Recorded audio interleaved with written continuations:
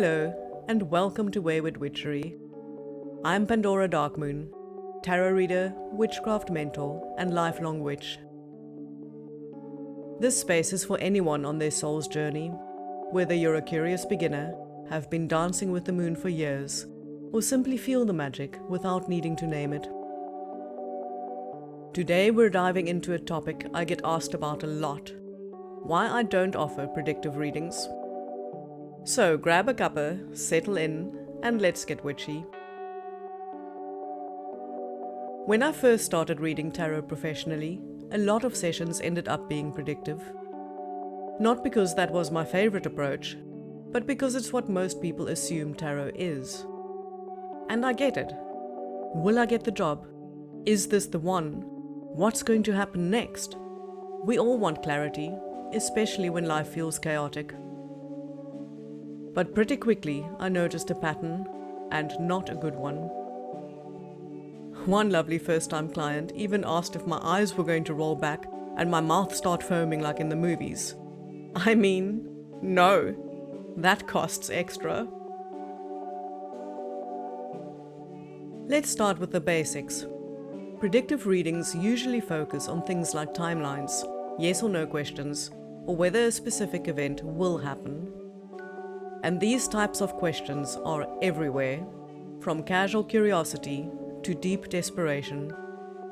They seem helpful, but often they reinforce something unhealthy, the belief that our answers lie outside ourselves. We live in a world that constantly trains us to look externally for meaning. School grades, job titles, social media likes, approval, applause, validation. Everything is based on how we are seen, not how we feel. So of course we turn to the future.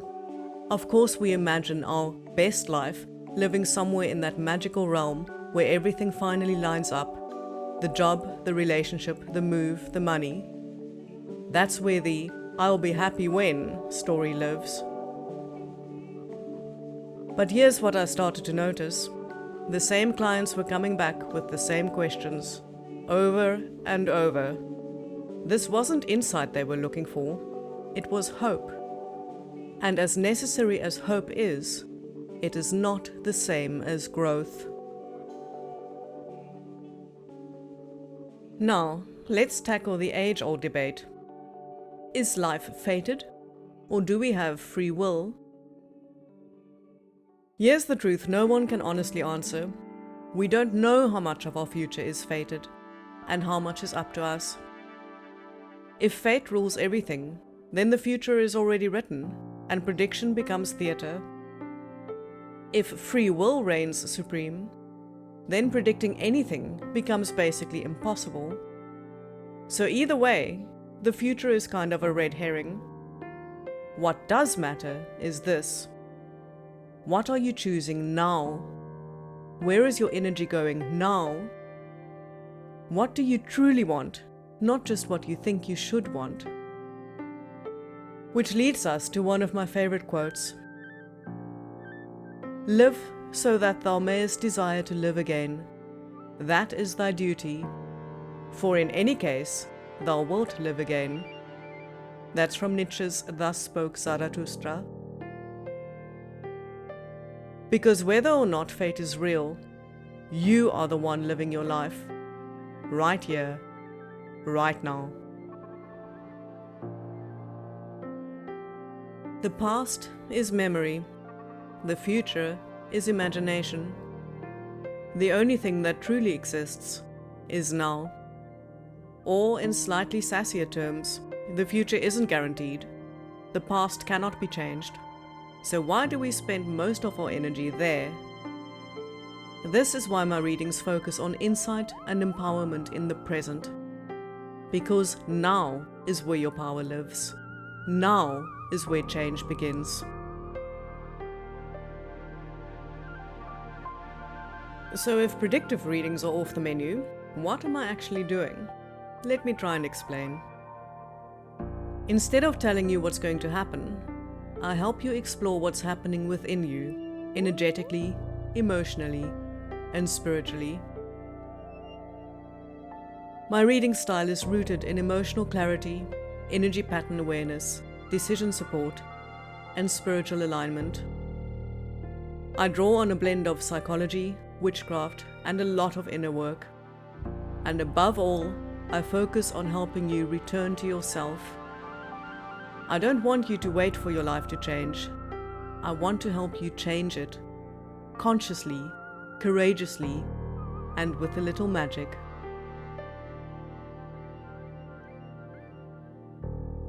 Sometimes predictive readings might feel safer, but they're not. It's human to want certainty. I truly get that.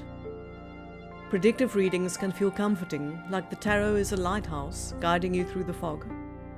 But in reality, these sorts of readings often trigger fear and fantasy loops.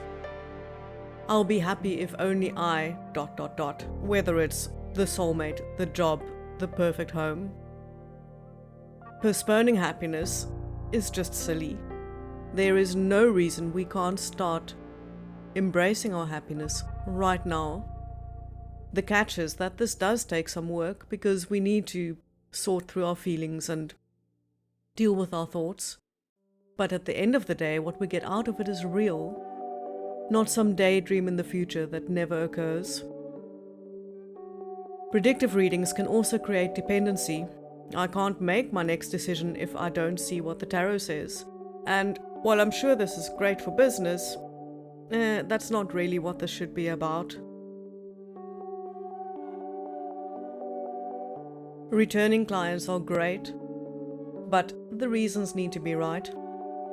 Many of my clients have been with me for decades, but they come back not because they need me for their next decision, but because they've done the work. They've transformed and grown to the point where they are ready for the next phase, and it is incredibly rewarding to see the transformation and the growth.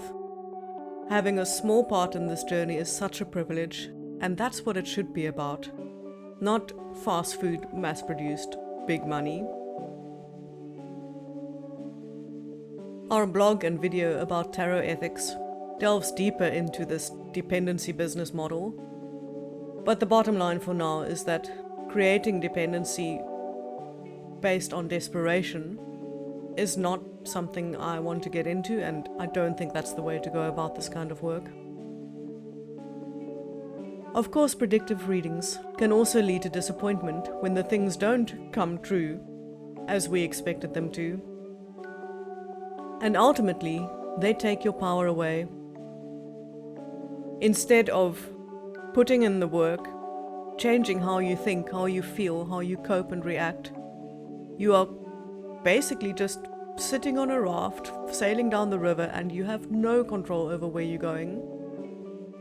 This is not a nice way to feel, and it makes you a passive observer of your life rather than the active participant.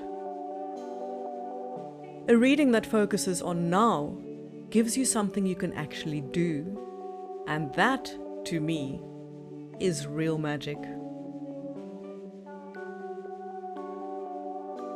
People often ask, can tarot see the future? Well, yes, sometimes, sort of.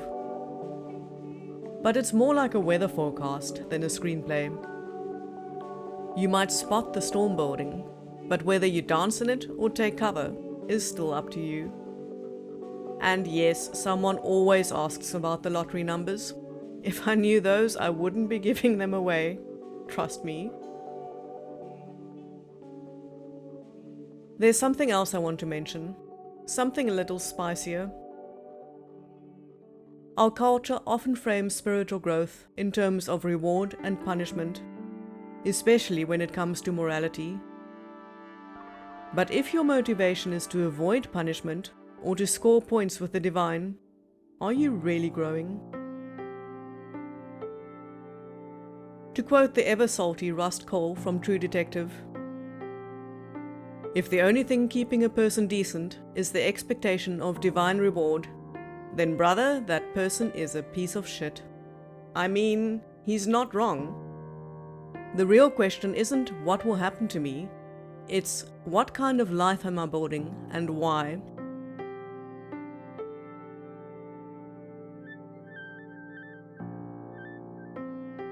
And that point really brings us full circle to what motivates us. If you believe that your self-worth is based on how others see you, then yes, you need the trophy partner, the perfect home in the right postcode, the fancy car, and the high-status job title. And then yes, predictive readings might just be the thing that makes you feel better, but then I'm not the person for that job. If, however, you are one of the magical souls brave enough to live your life regardless of other people's judgment, if you find yourself obsessing over integrity, accountability, and growing into the best version of yourself you can be, then we're going to get along just fine. Tarot's true magic lies in its power as a therapeutic and self-empowerment tool. If this approach resonates with you, you can learn more at waywardwitchery.com, or check out the blog where I explore topics like this one in more depth. Sometimes people ask, if tarot doesn't predict the future, what's the point? And I always say, tarot is a compass, not a map. It won't give you step-by-step directions, but it will show you where your true north is, and where the fog is thickest. You still have to walk the path, but you don't have to walk it blind. One of the most powerful questions you can ask in a reading isn't what will happen, but what energy am I holding on to right now that is shaping what happens next? That single shift, from passively waiting to actively creating, is where the magic begins. When we stop obsessing over the future, something quietly beautiful happens. We start noticing our lives again, the candlelight, the wind in the leaves, the sacredness of choosing what to do with this one moment. That's not giving up on your dreams, that's planting them in real soil. Tarot is magical, not because it shows you the future, but because it shows you yourself. I don't read to tell you what's going to happen. I read to help you remember that you are the one shaping the future. Thanks for joining me at Wayward Witchery today. I hope something in this episode stirred your soul. If you're feeling called to go deeper, I offer tarot, clairvoyant, spiritual growth, and witchcraft mentorship sessions via Zoom, email, or pre-recorded video. You'll find all the details on waywardwitchery.com. Until next time, keep your heart wild, your ethics strong, and your tea warm.